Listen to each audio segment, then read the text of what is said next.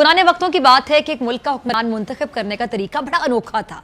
वहाँ की अवाम ना हर साल के पहले दिन अपना बादशाह बदल लेते थे और साल के आखिरी दिन जो भी सबसे पहले मुल्क की जो हुदूद में दाखिल होता तो उससे नया बादशाह मुंतखब कर लेते और मौजूदा बादशाह को अजनबी इलाके यानी एक ऐसी जगह पे छोड़ आते जहाँ सिर्फ सांप, बिच्छू और जहरीले जानवर होते और खाने पीने के लिए कुछ भी ना होता। अगर वो सांप और बिच्छुओं से किसी ना किसी तरह अपने आप को बचा लेता तो फिर भूख प्यास से मर जाता। कितने ही बादशाह ऐसे ही एक साल की बादशाहत के बाद उस इलाके में मर कब गए। लेकिन इस दफ़ा शहर में दाखिल होने वाला जो नौजवान है ना, वो किसी दूर दराज के इलाके का लग रहा था। सब लोगों ने आगे बढ़कर उसे मुबारकबाद दी, उसे बताया कि आपको इस मुल्क का बादशाह मुंतखब कर लिया गया है ना, अजीब बात। अच्छा, उसे बड़े एजाज़ के साथ महल में ले गए। वो हैरान भी हुआ और साथ साथ खुश भी कि अच्छा आते बादशाह बन गया। तख्त पर बैठते उसने पूछा कि मुझसे पहले वाला बादशाह कहाँ गया। तो दरबारियों ने उसे उस मुल्क का कानून बताया कि हर बादशाह को साल बाद जंगल में छोड़ दिया जाता है, उसकी जगह नया बादशाह चुन लिया जाता है। अब ये सुनते ही जो नया बादशाह है ना, वो एक मरतबा तो परेशान हुआ, लेकिन फिर उसने अपनी अकल को इस्तेमाल करते हुए कहा कि मुझे उस जगह लेकर जाओ जहाँ तुम बादशाह को छोड़ कर आते हो। अच्छा, दरबारियों ने सिपाहियों को साथ लिया और बादशाह सलामत को वो जगह दिखाने जंगल में ले गए। बादशाह ने अच्छी तरह से उस जगह का जायजा लिया, वापस आया। अगले दिन उसने सबसे पहला हुक्म यह दिया कि महल से इलाका गैर तक एक सरसब्ज व शादाब रास्ता बनाया जाए। उस जगह के बीचों बीच एक ऐसी रिहाइश तामीर की जाए जिसमें हर किस्म की सहूलत मौजूद हो। उसके इर्द गिर्द खूबसूरत बाग लगाए जाएं। अच्छा, बादशाह के हुक्म पर अमल हुआ, तामीर शुरू हुई और कुछ ही अरसे में सड़क और महल वगैरह बनकर तैयार हो गए। अच्छा, एक साल पूरे होते ही बादशाह ने दरबारियों से कहा कि अपनी रस्म पूरी करो, मुझे वहाँ छोड़ कर आओ जहाँ मुझसे पहले वाले बादशाहों को छोड़ कर आते थे।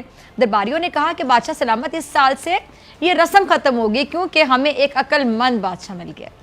अब लोग कहने लगे कि वहाँ तो हम उन बेवकूफ़ बादशाहों को छोड़ कर आते थे जो एक साल की बादशाही के मज़े में बाकी ज़िंदगी को भूल जाते थे और अपने लिए कोई इंतज़ाम नहीं करते थे। लेकिन आपने अक्लमंदी का मुजाहरा किया कि आने वाले वक्त का ख्याल रखा, उम्दा बंदोबस्त फरमा लिया और हमें ऐसे ही अक्लमंद बादशाह की ज़रूरत थी। अब आप आराम से सारी ज़िंदगी हम पर हुकूमत करें, कहीं जाने की ज़रूरत नहीं है। अब नाज़रीन, आपको बताऊँ ये मुल्क का नाम पता है क्या है? दुनिया। इस अनोखे मुल्क का नाम दुनिया है और वो जो नया बादशाह ना, मैं और आप हैं और इलाका गैर हमारी अगली ज़िंदगी यानी कब्र। अब आप खुद फैसला करें कि कुछ दिन बाद हमें भी ये दुनिया वाले एक ऐसी जगह पर छोड़कर आ जाएंगे तो क्या हमने अक्लमंदी का मुजाहरा करते हुए वहाँ अपना महल बागात तैयार कर लिए हैं या बेवकूफ़ बनकर इसी चंद दिन की ज़िंदगी की मज़ों में लगकर अगली मंजिल को भुला दिए। अब ज़रा सोचिए कि आज हमारे पास अभी भी करने के लिए बहुत कुछ है, लेकिन एक वक्त ऐसा आएगा कि फिर पछताने की मोहलत भी नहीं मिलेगी। पाकिस्तान समेत दुनिया भर में आज इंसानी हुकूक का आलमी दिन मनाया जा रहा है और इस दिन को मनाने का मकसद इंसान के हुकूक को बिला तफरीक तस्लीम करना है। अक़वाम मुत्तहिदा की जनरल असम्बली ने इस दिन को मनाने का फैसला 10 दिसंबर 1948 में किया था। अच्छा नाज़रीन, अक़वाम मुत्तहिदा का इंसानी हुकूक का जो चार्टर है वो ये कहता है कि बुनियादी इंसानी हुकूक और आज़ादियों के हवाले से कोई मजहबी, नस्ली या जिनसी इम्तियाज़ रवा नहीं रखा जा सकता। हर इंसान आज़ाद और खुद मुख्तार है, सबकी इज़्ज़त नफ्स मसावी है, एक इंसान दूसरे को गुलाम बनाकर नहीं रख सकता है और कोई इंसान किसी दूसरे के हुकूक सलब नहीं कर सकता है। ब्रिगेडियर साहब, ये जिस तरह की बातें की जाती हैं जी कि जो इंसानी हुकूक हैं उनका अलमबरदार बना हुआ, कोई चैंपियन बना हुआ, कोई ये फलां जगह है, ये फलां प्लेटफॉर्म है। आप यकीन जानिए, मैं आसान अल्फाज में बात करना चाहूँगी कि मुझे बड़ी तकलीफ होती है, मुझे बड़ा दुख होता है कि ये सिर्फ नाम के इदारे बन के रह गए हैं, सिर्फ ये बात करने के लिए, ये स्पीचेस करने के लिए। लेकिन जो दुनिया में हो रहा है, खासतौर पर कश्मीर की बात की जाए, फ़लस्तीन की बात की जाए, तो प्रैक्टिकली तो फिर कुछ देखने को नहीं मिलता। मजालिम का सिलसिला बंद नहीं किया जाता। सब कुछ देख भी रहे हैं लेकिन अंधे हैं, सब कुछ सुन भी रहे हैं लेकिन बहरे हैं, सब कुछ देख रहे हैं, गूंगे बने बैठे हैं, कर भी सकते हैं लेकिन कर नहीं रहे हैं। क्या वजह है?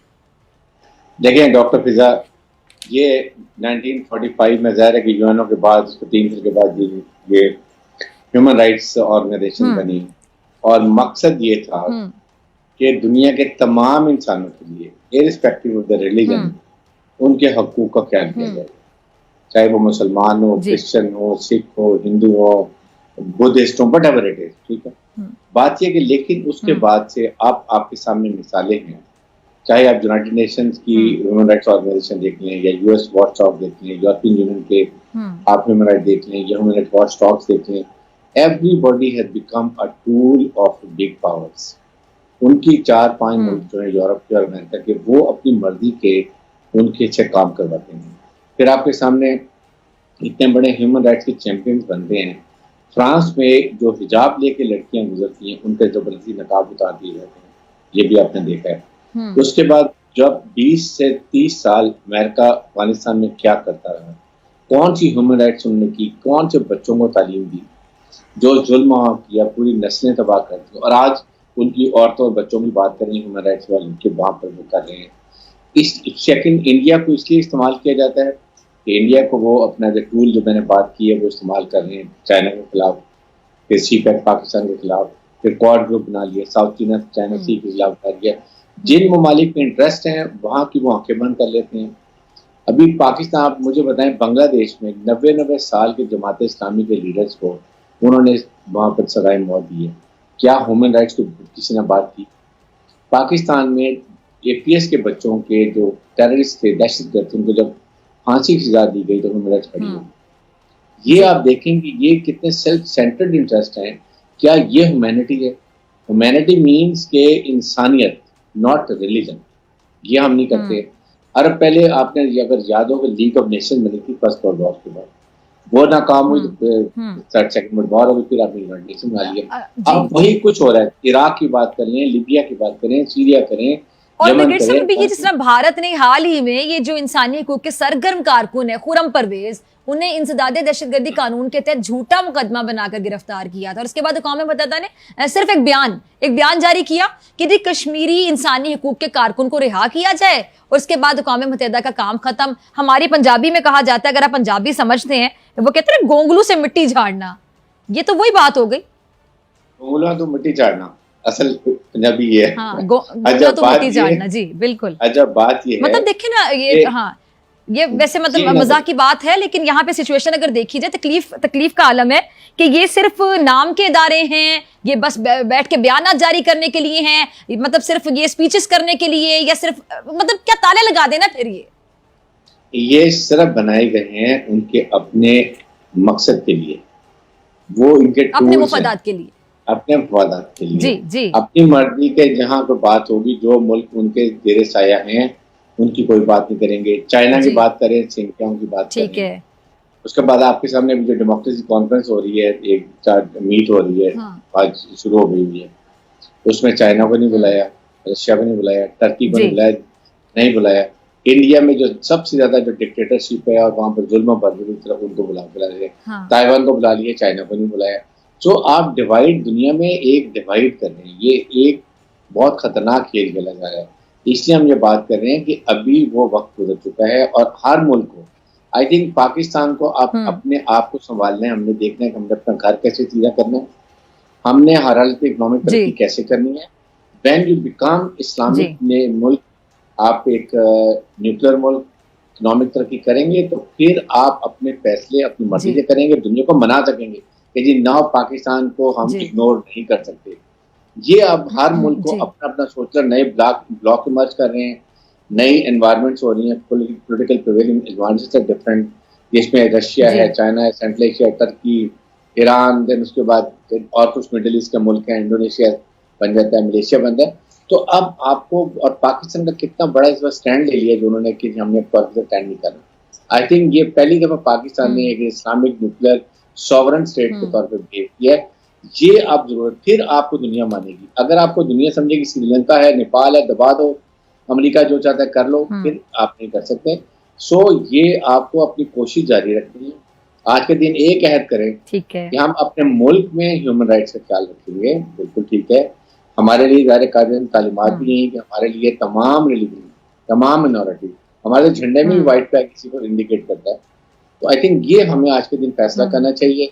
बाकी अब यूएनओ को, United nation human rights, US watchdog, forget it. ये सिर्फ उनके टूल्स हैं, उनकी मर्जी के लिए काम करते हैं। ठीक है, अच्छा ब्रिगेड साहब, ये अमेरिका और चीन की जो सर्द जंग है, जिसका जिक्र कल प्राइम मिनिस्टर साहब ने खुद भी किया, आपको क्या लगता है कि पाकिस्तान के लिए आइंदा आने वाला वक्त कितना मुश्किल हो सकता है, कि मतलब मुस्तकबिल में आखिर किस मुल्क का साथ दे, किसका नहीं? देखें जी, बात यह है, we should be very clear. America ने हमारे लिए क्या किया, हमने अमेरिका के लिए क्या किया, अमेरिका ने हमें कहाँ डिच किया। आइए मैं वर्ल्ड बैंक अभी आपके सामने जिस तरीके से शायद रखी हैं, FATF में हमें डाला हुआ है। आज आप अमेरिका की मर्जी के मुताबिक उनको बेसिस भी दे दें, उनके मर्जी के अफगानिस्तान में फैसले करें, आज कल आपकी नेक्स्ट मीटिंग में FATF सब निकल जाएंगे, IMF वर्ल्ड बैंक शायद भी कम हो जाएंगी। So you have to stand as a nation, now is the time. China, Russia, Central Asia, हम अपने नेबर को देखें कि हमने यहाँ क्या करना है, हमें कौन सपोर्ट करता है, अपने फोकस होकर इकोनॉमिक तरक्की करें। आप जब इकोनॉमिक तरक्की कर लेंगे, दुनिया आपके पास खुद ब खुद आएगी, जी। उसकी इन्वेस्टमेंट भी आएगी, जब इन्वेस्टमेंट ठीक है। आएगी, कॉमन इंटरेस्ट होंगे तो आपको सपोर्ट करेंगे।